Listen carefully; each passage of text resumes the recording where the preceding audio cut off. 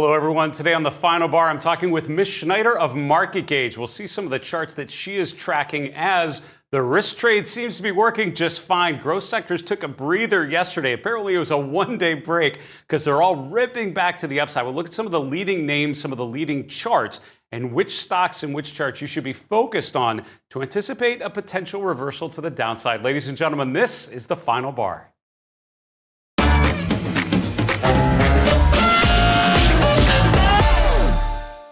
Hello, everyone. Welcome to the Final Bar. I'm your host, Dave Keller. I'm the Chief Market Strategist here at StockCharts.com in a sunny Redmond, Washington. Thanks for joining us every weekday after the close as we break down the action in the markets using the power of technical analysis. The technical toolkit is really designed to focus on the message that the markets provide back to us, the information that is embedded in price history. If you've studied charts at all, what you are basically buying into is the fact that price reflects all of that information that's out there, but particularly what investors think and what traders are feeling about that information. Emotions still run rampant here in 2023, and I would argue that it's reflected in price action and momentum indicators now more than ever. We're going to look at a series of charts through the course of the show today, as we always do, focusing on what sort of key movements and key inflection points we can capture. At the end of the day, this seems to be another move to the upside or potentially a bounce off of support for the S&P. We'll see what sort of conclusions we can draw. Let's get to our market recap.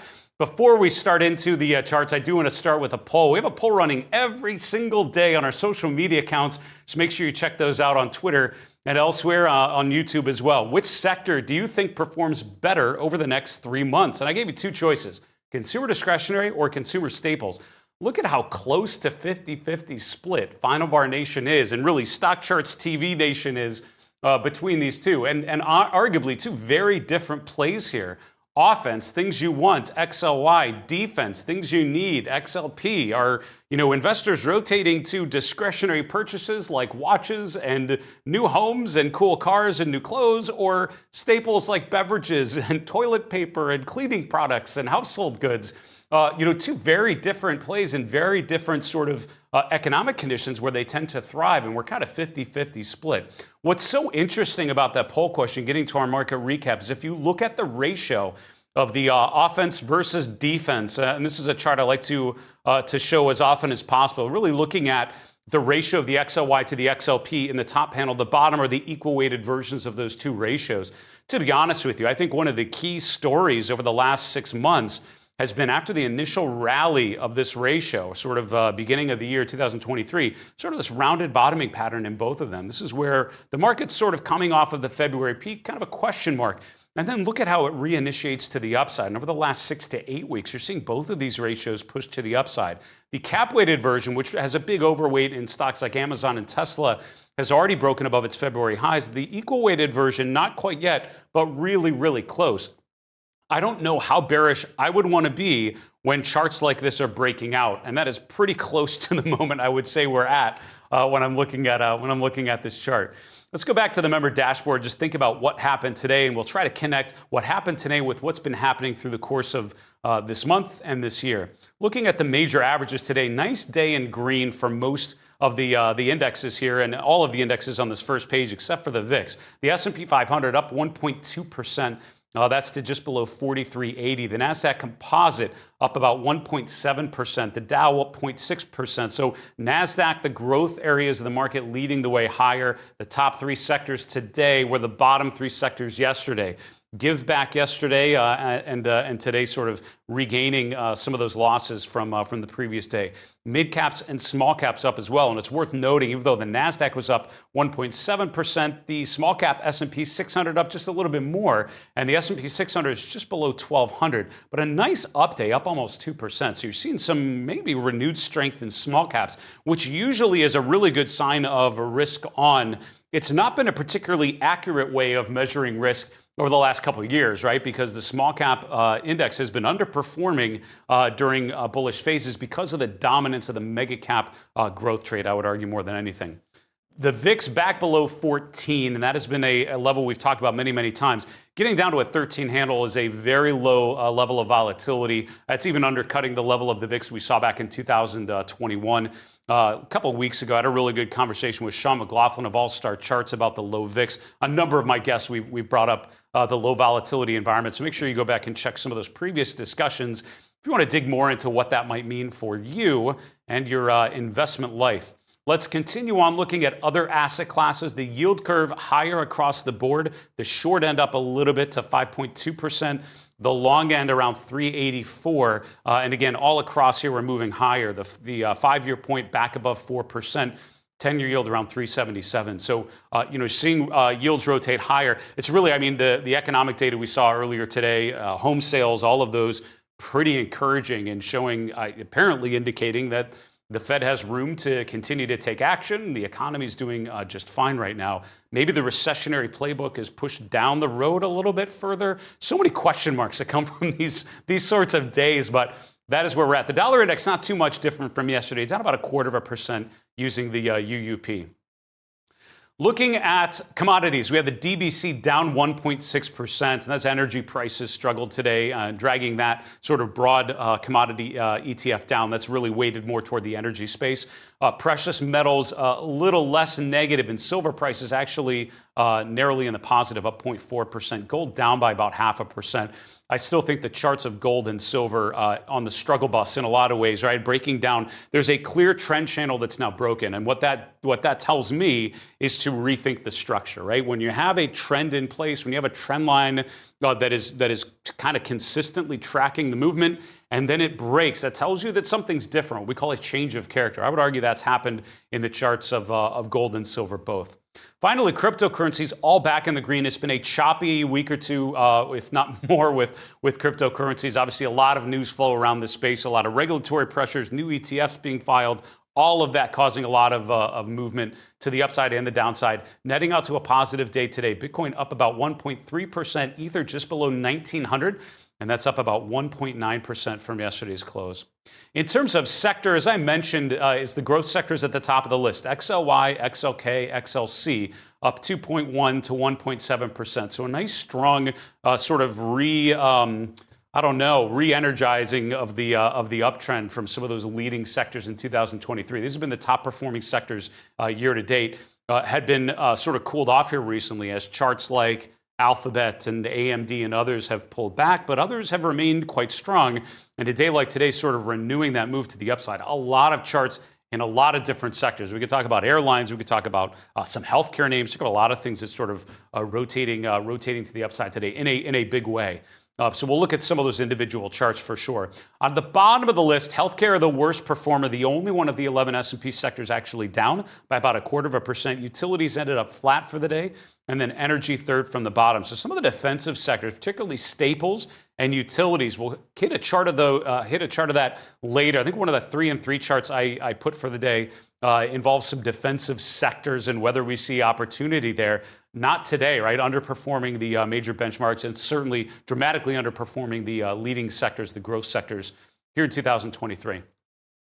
Let's go to a daily chart of the S&P 500, just checking on where we're at. So what's interesting is yesterday, as we're doing the show, we had pulled back to the August high. We had actually closed the day right around that level. It's around 43.25 or so. That's the upper end of this pink shaded area. That's tracking us back to the peak from August. It's also a key Fibonacci level, just around that level as well, just below there around 43.10. So overall, sort of a confluence of support here. And what's interesting is today we're bouncing right off of that support level. So you know what? I did a webcast earlier today. We were talking about the market top checklist and what sort of things to look for. And one of the things that we stressed was a line in the sand for any chart, but especially for the major benchmarks, right? As long as we remain above X, what is that X value? That as long as we remain above there, then the S&P is kind of fine.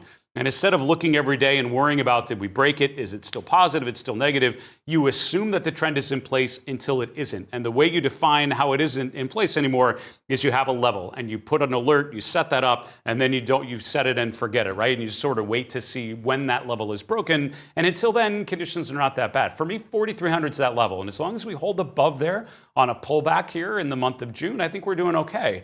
we would start to break 4,300. I think that's where you have to question the sustainability of the gains that we've had up until now. But for now, that level holding just fine. We're bouncing off of support. So when I think about the remainder of this week, is this the beginning of a retest of the June highs? Is this the bounce off of support before the inevitable break? Big economic data today, of course, propelling the markets higher. Let's see what happens as we digest today's gains and that bullish news and start to think forward a little bit about what happens with the next Fed meeting and some of those other things we'll be looking for. You know, small caps are worth looking at, of course, anytime. And, you know, one of the interesting things to remember is that traditionally small caps have been a great measure of risk appetite. And what I mean is, in both phases, the anecdotal evidence that I was taught, or sort of the general way of thinking about small caps, is they're higher risk, higher beta names, meaning when the market's going up, small caps tend to do better because they're riskier. And if you're taking on additional risk, you're making bets on emerging technology and new industries and stuff. Those are small cap names that start to grow and eventually become mid caps and large caps. So the long-term growth story should be magnified by those small caps doing very well. On the other side, when things get bad, you don't get really defensive and buy speculative small technology companies or biotech names. You buy big Johnson & Johnson types of stocks and you sort of wait things out. However, the last couple of years has not really been that way because the bulk of the gains that we've seen on the upside have been driven by mega cap names and not by small cap names. The small cap ETFs like the IWM, like the S&P 600 ETF, are all underweight some of those leading sectors like technology, communication services, consumer discretionary. As a result, they tend to underperform during this type of market. So I would argue that looking at small caps as a sign of risk, I don't know if I necessarily buy into it, but it's certainly worth looking at because there are some usually really interesting opportunities that when this works, they can work in a big way. And if you can get in early, then obviously it's pretty compelling. So what's happened with the Russell 2000? It's gotten back above its 200-day moving average, potentially making a higher low around 180 on the IWM. The question mark I have for this is we're facing significant resistance, right? The August and the February highs are pretty even, just below $200 a share. And I would be excited if this can get above there. We're pretty low. We're pretty far off of those highs for now. Also worth noting, the breadth in the small cap space has been pretty meager, particularly relative to larger breadth indicators. Let's look at some individual names just to finish off our market recap. PLTR is one of the top 10 stocks in our StockCharts scooter rankings. What's interesting about this chart, kind of a meh chart, kind of a yawner until about early May. And then this gap higher, getting above $10 and pushing above the February high was significant. Look at how it didn't look back. Gained another 70% after hitting that $10 level just about a month, 4 or 5, 6 weeks ago. From there, we've pulled back quite a bit. And again, this looks like this nice, straightforward chart. These are big percentage moves because it's a low-price stock at the moment, currently around 1460. But look at this higher low around 1350. That holds. This is a potential rotation back higher. That is exactly where I would be setting a price alert to see if that level can hold in the short term. That's sort of like that 4,300 level on the S&P 500. Cruise lines all pushing higher yet again today. RCL is one of the top 10 stocks in our scooter ranking as well, up over 4% today. Continues to be overbought. And the reason why I wanted to highlight this chart, number one, pushing above $100 a share.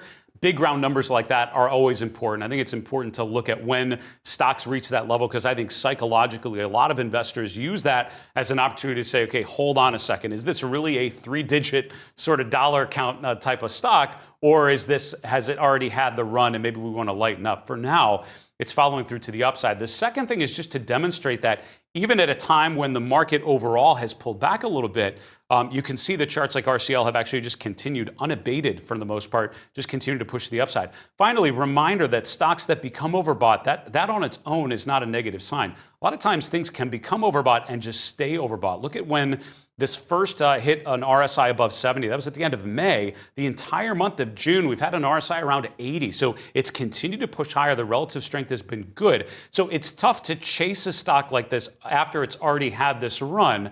But if this is a name that you would have in a portfolio, I don't see anything on the chart yet suggesting that the trend is over. And I think in this sort of move, you have to turn into a trend follower. If you don't have a trend follower hat, make one and put it on and just make sure that you keep bumping up a stop and locking in paper gains as long as that trend continues.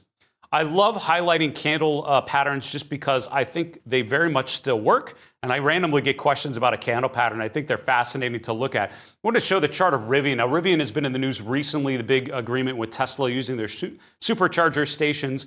Look at all the different candle patterns that you see on this chart. This is what's called a bullish piercing line. If you don't know what that is, hit the magnifying glass, type bullish piercing line. You get all sorts of details about a big down day, a big up day that makes it at least 50% of the way through the first candle. This is a bearish engulfing pattern, the big up day, the big down day, where it engulfs the previous range. Yesterday, we have what's called an inverted hammer. Today, we have a hammer candle. This is happening right as the stock is testing its 50-day moving average. These are reversal candles telling you that the sell-off, the drop that we saw, is now probably exhausted, and the fact that you're seeing indecision, and that's what those candles kind of represent, suggests a short-term bounce from here off of support. So I'm always interested when you get an important candle pattern right at a key support level. Yesterday, if you watched me attempt very poorly to draw candle patterns on a PowerPoint slide, you saw the hammer candle, and this is an example that I wanted to highlight for all of you.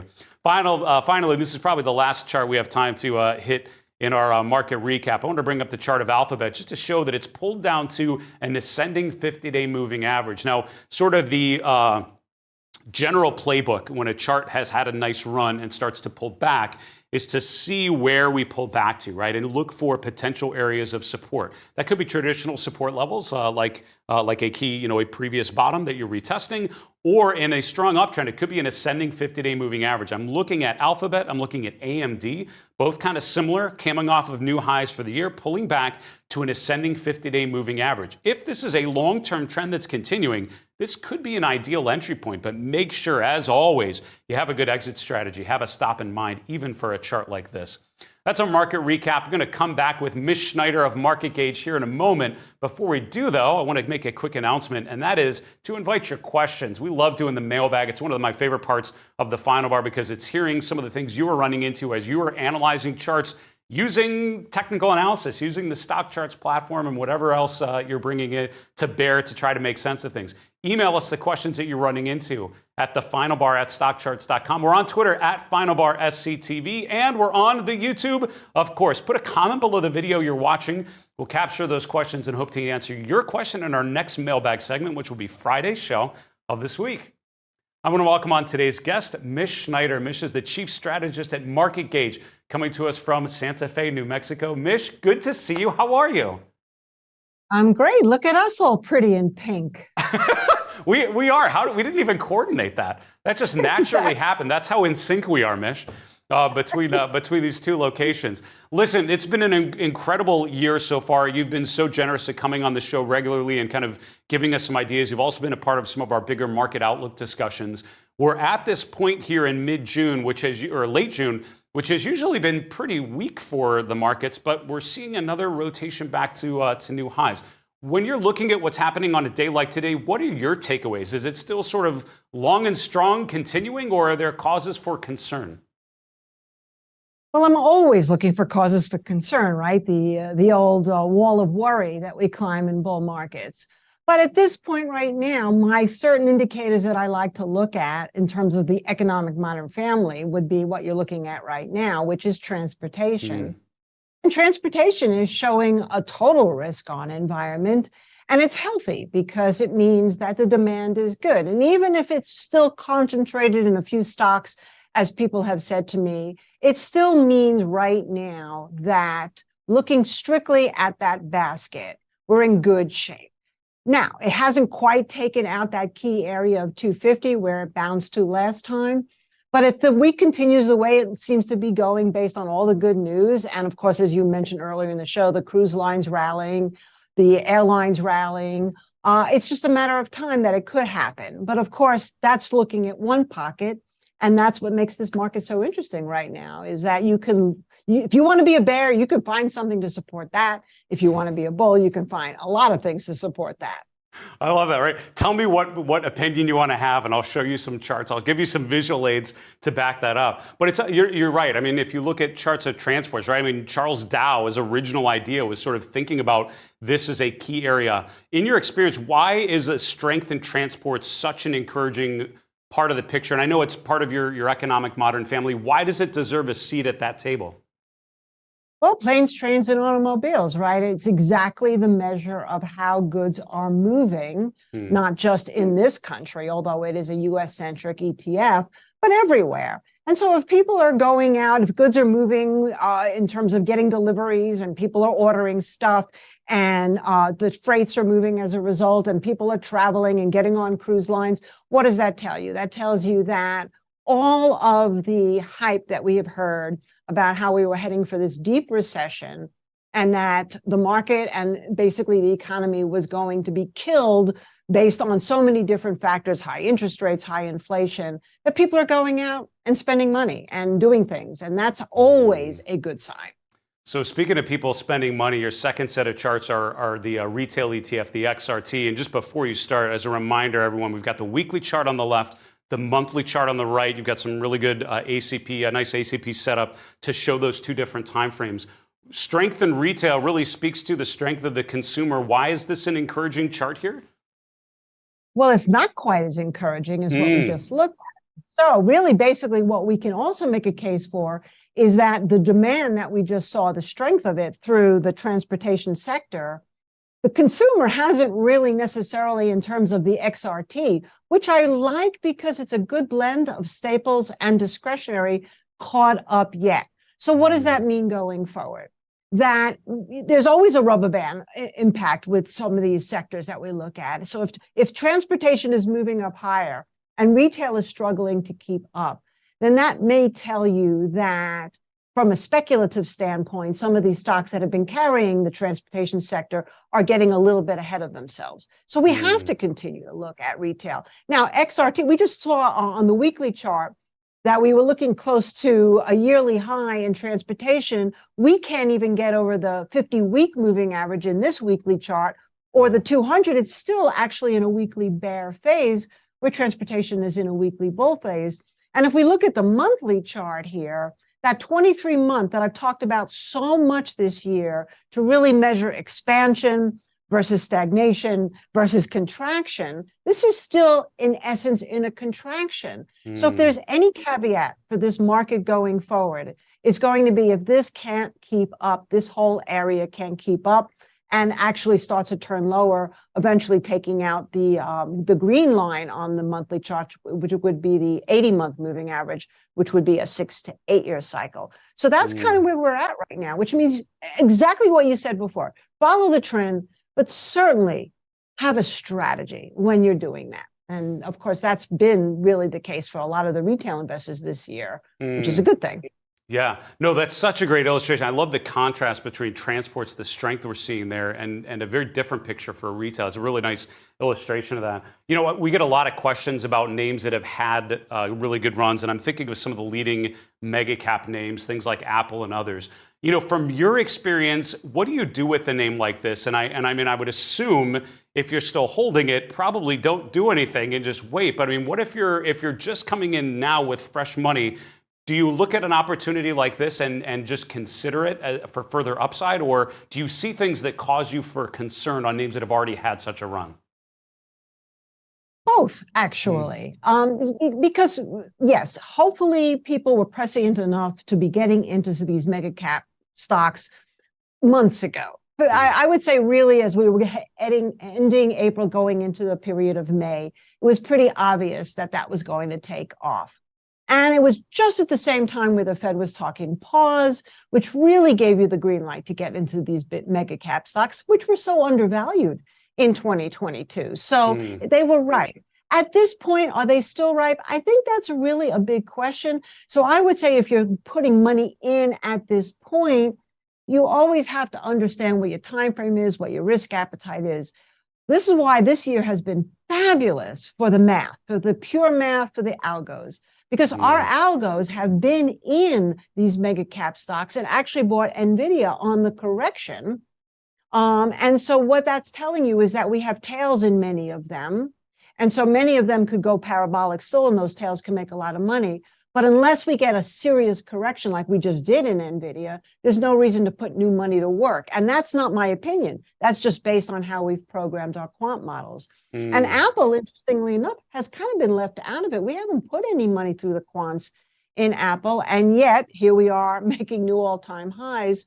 So I'm not quite sure what that means for that stock in particular. But if I were giving advice to people, I would say I would rather be buying corrections and not necessarily chasing strength, particularly after I just showed you the consumer charts. And we still really don't know how long the consumer will step up to buy, particularly the things that Apple sells more than, let's say, an NVIDIA, which is chip oriented.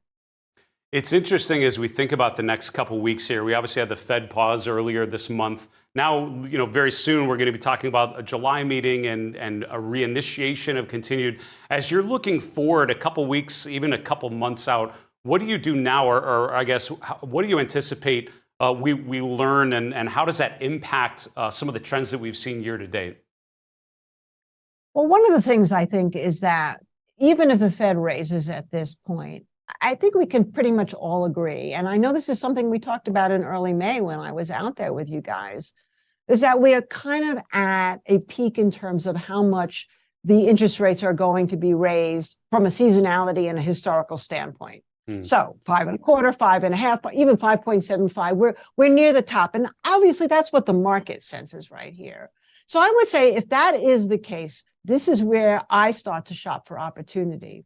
And if we are, as you so beautifully pointed out with the small caps, my granddad of the US economy, as a great measure of risk on, risk off, I'm so on your page. 1,800, it corrected to, that was a nice breakout from a yearly standpoint. But if it really, really is going to show some muscle, it's got to get through that 1,900.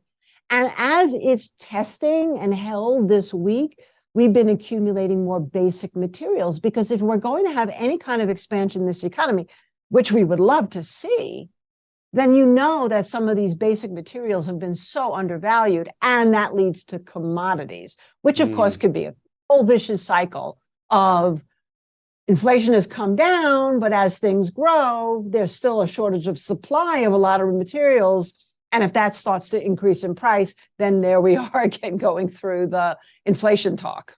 Round and round we go. I feel like we can't get away from inflation as the story here in 2023. We maybe have time for one more question here, but Mish, when I'm looking at the energy sector, one of the charts we actually featured, I think at the end of last week, was I think Devon Energy DVN flipped upside down, just to show the fact that it's this nice sort of bottoming pattern if you flip it over. And it certainly feels, if you take a step away from your monitor, like this big sort of rounded topping pattern. Do you see opportunities in a place like energy that has lagged behind so much? And if not, what would you need to see to get interested in something like this? Well, besides our pink outfits, I want you to know this question was also how much in sync we are, because I wrote my daily about that tonight. Ooh, okay. Because, yeah, right, XLE, I didn't look at Devon necessarily, I looked at XLE, the ETF. And what's so interesting about that right now is that we have a little bit of a divergence in that the real motion indication or the momentum indication is still negative, but it's starting to show signs of life on the chart in terms of the daily chart. And on the monthly chart, this is a perfect example where we're seeing things trying to cross the 2-year business cycle on that 23-month moving average. XLE was already there. It's been there for a while, and all it's done is correct down to that level. So that tells me that I wouldn't discount energy at this point. And this definitely fits the discussion of round and round we go, because we know if energy starts to take off, then that's going to be the discussion again about inflation coming back. And I just want to say one last thing, because this is the most interesting thing I've seen in a long time. I got sent an article today about this guy who studies these 30-year cycles going back to 1933 of commodities versus equities. And in the 30-year cycles, you go 15 years where stocks outperform commodities, and then 15 years where commodities outperform stocks, and then it resets. And he's saying that June 30th, this week, 2023 starts a 15-year cycle where commodities will actually do better than equities. Now, that's a broad term, but in essence, it just sort of supports what everybody's kind of giving up on here in the energy sector. And now, all of a sudden, it's starting to look pretty darn interesting to me, as it has a really low risk to about 75, and it's trading at around 78, 79. Really interesting, Mish, and thanks for bringing up the monthly chart. It's so refreshing to think about, even though we've had a lot of noise in the short term, how does that relate to the long term? That's such a great way of thinking about it. Mish, before we let you go, one question. We asked our viewers just recently, which sector do you think performs better over the next 3 months? Consumer discretionary or consumer staples? How would you answer that question and why? Well, consumer staples are really a risk off, and right now we're in a risk neutral to risk on. So just from that answer alone, we would have to go with discretionary. But I thought about this question, and you know what's so interesting is that common sense versus what we're seeing have nothing to do with one another. And what I think has happened in society, and certainly we're seeing it in Argentina, which has 100% inflation rate, and yet they have been booming in terms of their economy as people going out, is that I think we've developed a fatalistic attitude as a society in that we better get in now and take advantage of things before they get worse. We can't control it anyway, so might as well live our life right now. And I think that's kind of why I support the discretionary side of things, because people are going out and buying things because they want to enjoy life while they feel that we can, because anything could go wrong, right? When in doubt, let's follow price. And there's no denying one of those sectors has vastly outperformed the other. Mish, it is such a pleasure to see you. Thanks for sharing some charts and ideas with us. Best to Keith and the team down there, and I will talk to you again soon. Thank you so much, Dave. That's Mish Schneider. Mish is the chief strategist at MarketGauge from Santa Fe, New Mexico. I love her sort of take, and what a great way to answer some of those questions. You know, it's so easy to get caught into the short-term movements, the short-term rotations. Mish's answers often went to the weekly and then the monthly charts to think about how these pullbacks and these rallies fit into the larger time frame. I think that is a great reminder of the benefit of thinking about multiple time frames. And I'm already going to be saving some of these ACP views to try to incorporate them into my own thinking. Great take there, as always, by Mish Schneider at MarketGauge. Folks, we got to wrap the show and go to the 3 in 3. 3 charts in 3 minutes that tell the story of this market environment. Here's chart number 1. We're looking at growth versus value. I mentioned doing the webcast earlier today where we're talking about some of the market top checklist items. What would suggest to you that a market is topping out? I think in 2023, it's been all about growth leadership, particularly the mega cap growth leadership. So I think if and when we see a rotation away from some of those top performing names, that is a dramatic change of character, which is what I'm always trying to anticipate and then identify when it happens. This chart is looking at the S&P 500 in the top third. The middle portion is looking at growth versus value. That's using 2 ETFs, the IWF and the IWD. The bottom series is looking at what's called the pure growth and pure value. What happens is growth and value indexes, a lot of times there's some growthy stocks and some value stocks, and the names actually overlap a little bit. There are some names in the middle that are considered both growth and value because they demonstrate characteristics in both buckets. The pure growth and pure value just focus on the barbells, the names that are just purely growth on the growth side or purely on the value side. And as a result, sometimes could be a better indication of that rotation. It's worth noting the S&P continuing to go higher. The growth versus value ratio continued to go higher. The pure growth over pure value starting to turn a little bit. I think this chart might be important to see if you get a continued rotation to the downside. Chart number 2, AMD. I mentioned AMD and Alphabet, 2 key leadership names pulling back recently. If you look at both of them, they pulled back to an ascending 50-day moving average. In bullish phases, you will often have leading stocks make a new high, pull back to an ascending 50-day or 10-week moving average, and then rotate right back. And this ends up being that fat pitch chart, right? Strong trend, short-term pullback, and an opportunity to rotate to the next high. AMD's pulled back to the 50-day. The RSI is sitting just above 40. This is kind of that sweet spot where if it's going to work, this is kind of the time where you'd expect it. If it fails to hold the 50-day, that's when you have to think about maybe some further downside and a change of perspective on a name that has been working so well. Finally, let's talk about defensive sectors. My conversation with Mish Schneider, a lot of fun as always. We talk about some of that growth leadership, but also talk about things like energy materials, which have been underperforming. When I'm thinking of sectors that have done poorly, that I would probably see a rotation as being a very different look, would be defensive sectors like consumer staples, like utilities starting to do well. This is the relative strength of the consumer staples sector in the top half, just looking at the ratio of the XLP to the SPY.